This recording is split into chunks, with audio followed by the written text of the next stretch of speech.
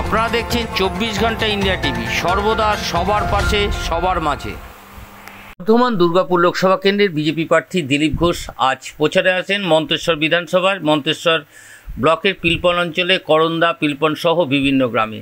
তিনি প্রথমেই পিলপন অঞ্চলে করন্দা গ্রামের সম্পর্ক অভিযানের মাধ্যমে করন্দা কন্দেশ্বরী মন্দিরে গিয়ে দেবী পুজো করে এবং করন্দা গ্রামের মানুষের সঙ্গে দেখা করে সকাল সকাল ভোটদানের অনুরোধ জানানোর মাধ্যমে গ্রাম সম্পর্ক অভিযান নির্বাচনী প্রচার শুরু করেন তিনি। তারপরে পিলপন অঞ্চলে এবং বাজারের সন্নিকটে মাঠে মন্তেশ্বর বিধানসভার বিজেপির 1, 2, 3, 4, 5 নম্বর মণ্ডলের কর্মীদের নিয়ে একটি কর্মী বৈঠকও করেন।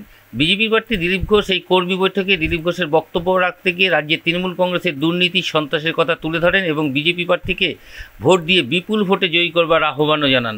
তারপরে এক কর্মীর বাড়িতে খাওয়া দাওয়া বিশ্রাম সেরে বিকেল 5টায় প্রচণ্ড বৃষ্টিকে উপেক্ষা করে কুসুমগ্রাম বাজারে বাজনা সহকারে একটি র্যালি বা ভোটের প্রচার করেন তিনি। এইসব অনুষ্ঠানের মধ্যে ছিল বর্ধমান দুর্গাপুর লোকসভা কেন্দ্রের বিজেপি প্রার্থী দিলীপ ঘোষ, বর্ধমান লোকসভা কেন্দ্রের বিজেপি অবজারভার কৃষ্ণ ঘোষ, জেলার সম্পাদক সৈকত পাজা, জেলার প্রাক্তন বিজেপি জেলা সভাপতি সুপ্রকাশ মণ্ডল ও অন্যান্য নেতৃবৃন্দ।